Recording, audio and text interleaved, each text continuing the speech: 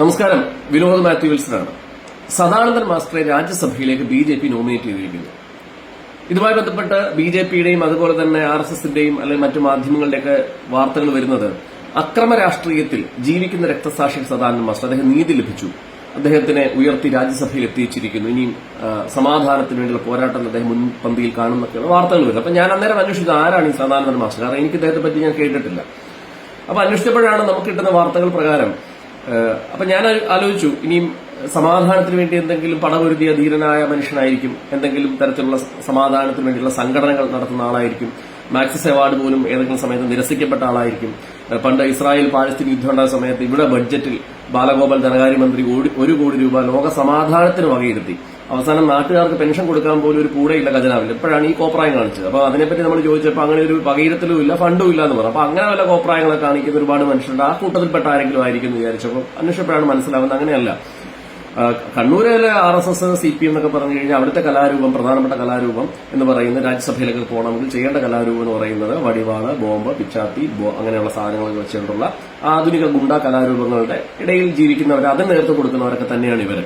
അതിന്റെ ഒരു കഥ, ഒരു വാർത്ത പ്രചരിക്കുന്നുണ്ട്.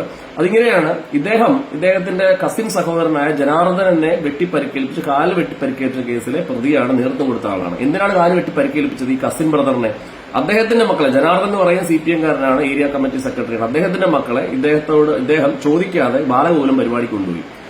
രാത്രി വന്നപ്പോൾ ലേറ്റായി. അപ്പൊ ചോദിച്ചു, നീ എന്തിനാണ് എന്റെ അനുവാദം ഇല്ലാതെ മക്കളെ കൊണ്ടുപോയി ചോദിച്ചതിന്റെ വിരോധത്തിലാണ് ഈ സദാനന്ദ മാസ്റ്റർ ജനാർദ്ദനെ കാല് വെട്ടിപ്പരിക്കേൽപ്പിക്കുന്നത്. അപ്പൊ സ്വാഭാവികമായിട്ടും CPM-ന് ഒരു 0യും RSSന് സ്കോർ 1 ആണ്. അപ്പൊ എന്ത് ചെയ്തു? ഇവരെല്ലാം CPM-കാരെല്ലാം ചേർന്നിട്ട് സാധാരണ മാസ്റ്റർ കാല് കിട്ടി. അപ്പൊ സ്കോർ ഈസ് 1-1, 1-1 നിൽക്കുകയാണ്. അപ്പൊ അങ്ങനെ വിട്ടുകൊടുക്കാൻ പറ്റത്തില്ലല്ലോ. ഉടൻ തന്നെ ഈ പറയുന്ന RS-കാരെല്ലാം ചേർന്ന് ഈ സുധി എന്ന് പറയുന്ന ഒരു ചെറുപ്പക്കാരനെ, ഒരു SFI ചെറുപ്പക്കാരനെ അവന്റെ അപ്പന്റെ അമ്മേന്റെ മുമ്പിലിട്ട് 37 വെട്ടിക്കൊന്നു. അപ്പൊ സ്കോർ എന്തായി? 2-1 ആയി. അപ്പൊ വീണ്ടും വിട്ടുകൊടുക്കാൻ പറ്റത്തില്ല. അപ്പൊ CPM-കാരെല്ലാം ചേർന്ന് ജയകൃഷ്ണ മാസ്റ്ററെ കുട്ടികളുടെ മുമ്പിൽ വെട്ടിക്കുന്നു. അപ്പൊ സ്കോർ 2-2 ആയി. അപ്പൊ ഇങ്ങനെ സ്കോർ ബോർഡ് ചലിപ്പിച്ചുകൊണ്ടിരുന്ന ആൾക്കാരൊക്കെ തന്നെയാണ് ഇവരൊക്കെ. ഇത് നേതൃത്വം കൊടുത്ത മനുഷ്യരാണ്. ഇവരങ്ങനെ രാജ്യസഭയിലേക്ക് വരുന്നത്. എന്നിട്ട് ഇതൊന്നും പുതിയ കാലത്തിൽ ഇവരെ അവതരിപ്പിക്കുകയാണ്. രാജ്യസഭയിലേക്ക് വരുമ്പോൾ അവരെ അവതരിപ്പിക്കുന്നത് വലിയ വിശുദ്ധന്മാരായിട്ടാണ്. അതൊക്കെ പോട്ടെ, നമ്മൾ വർഷങ്ങൾ എടുത്തു, സമാധാനം, കണ്ണൂരിൽ സമാധാനം പുലർന്നു, ചർച്ചകൾ നടന്നു. ഇപ്പൊ അത്തരത്തിലുള്ള വാർത്തകളൊന്നും വലുതായിട്ട് വരുന്നില്ല. അപ്പൊ എനിക്ക് ഈ വിഷയത്തിൽ പറയാനുള്ളത്, ഞാനിപ്പോ ഇന്നലെ കണ്ട ഒരു വാർത്തയാണ്.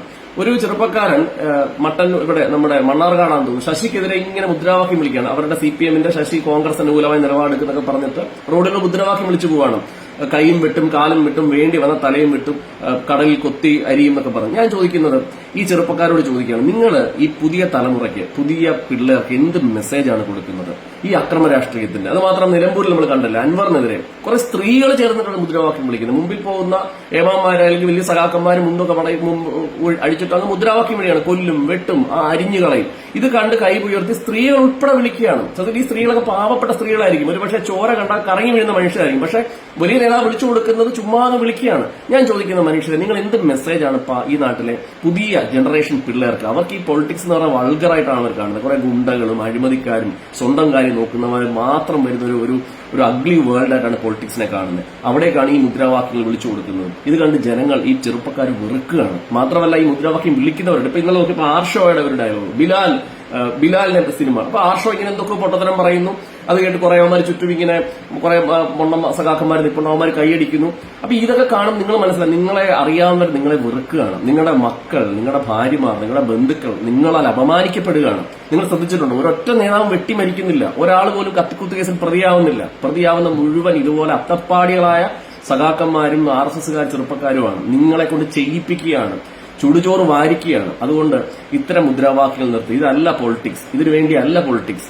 അത് മനോഹരമാണ്, അത് നന്നാക്കണം. അതിനുവേണ്ടിയായിരിക്കും ചെറുപ്പക്കാരൊക്കെ സംസാരിക്കേണ്ടത്. അല്ലാതെ ഈ കൊലവിളി മുദ്രാവാക്യം ഈ പുതിയ കാലത്തിലെ പിള്ളേരെ ഓർത്തെങ്കിലും ഈ ഇത്തരത്തിലുള്ള വൃത്തികേടുകൾ നിർത്തണം എന്നൊരു അഭ്യർത്ഥനയുണ്ട്. അപ്പോൾ രാജ്യസഭയിലേക്ക് ഇതുപോലെയുള്ള ഗുണ്ടാ കലാരൂപത്തിൽപ്പെട്ടവര് അവിടുന്ന് ഇവിടുന്നൊക്കെ വരും, ഇനിയും വരുമായിരിക്കും. നമ്മളതൊക്കെ സഹിക്കുന്നല്ല, വേറെ മാർഗമൊന്നുമില്ല. അപ്പൊ അങ്ങനെ കാര്യങ്ങൾ പോട്ടെ. Thank you so much.